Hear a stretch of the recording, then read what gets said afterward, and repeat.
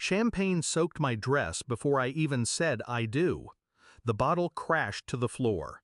The crowd froze. My sister stood center stage, red-faced and smirking. She pointed at me like I was a villain in her story. "This is what you get for acting like you're better." Then came the cake, 3 tiers of white velvet crushed by her bare hands. Gasps, silence, shattered porcelain. And then my mother, stepping in like it was all a therapy session. "She just needs to let it out." She hugged her, while I stood there, dripping in champagne and silence. I said nothing, not then. But that night, while they laughed in the kitchen, I did what no one expected. I pulled the tuition deposit for my sister's out-of-state college, canceled the wire transfer, flagged her account as suspicious activity. I froze the lease co-signed in my name. The apartment she toured last month? Gone. Voided. By morning, she had no dorm, no apartment, no plan A. But at 7:30 a.m., they got the real news. And that was the part I'd been saving. Growing up, it was always her. Emily cried louder. Emily needed more. Emily was sensitive. I was quiet, sharp, precise. That made me cold. Our parents catered to her chaos like it was a gift. When I got scholarships, they said she needed encouragement too. When I got engaged, they said not to make her feel left behind. But I wasn't better. I just worked harder. That was my sin. The signs started 6 months before the wedding. Little jabs, snide remarks disguised as jokes. "Wow, who knew you'd be the first one married?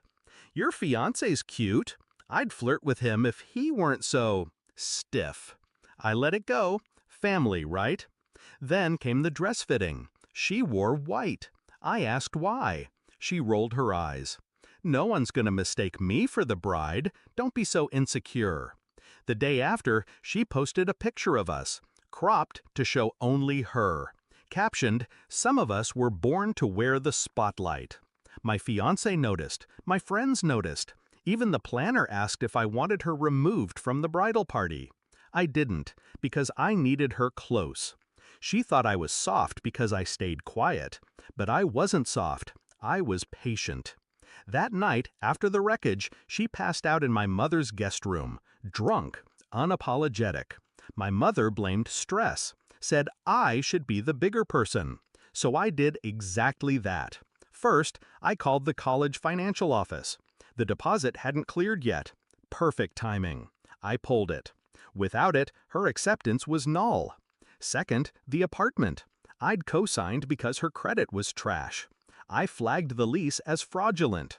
Had my lawyer forward a cease letter. Third, the scholarship board.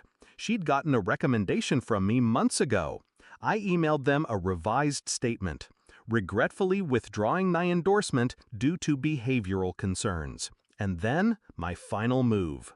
2 months earlier, she drunkenly confessed to using fake IDs to work in clubs. She laughed about it, thought it made her edgy. What she didn't know was I recorded it. Not out of spite, just instinct. That recording, I forwarded it anonymously to her school's disciplinary board and CC'd the dean. At 7:30 a.m., Emily woke up to her name trending, privately. Calls from the housing office, a revoked acceptance letter, a text from her advisor saying they were reviewing eligibility. She ran to my mother's room, sobbing. I was already gone. Checked into a suite downtown with my new husband. They called me 5 times. I didn't pick up. Then came the email. Subject, "Why are you doing this?" I didn't respond. The confrontation came a week later. She stormed into my condo, eyes bloodshot, voice shaking. "You ruin everything!" I sipped my coffee, calm, composed. "No, Emily, you did that." She blinked. No witty comeback, no screaming, just silence. That was new. My mother followed up hours later, accused me of being cruel, said Emily was just acting out. I reminded her the damage wasn't emotional, it was financial, documented, traceable, earned. And for once, she didn't argue. The fallout was quiet but permanent. Emily moved back home, took a gap year that stretched into 2.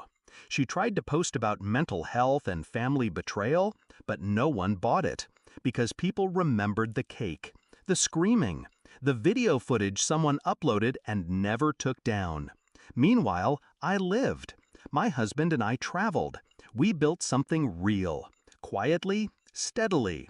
No chaos, no sabotage, just peace. And I didn't miss her, not even a little. They called me heartless.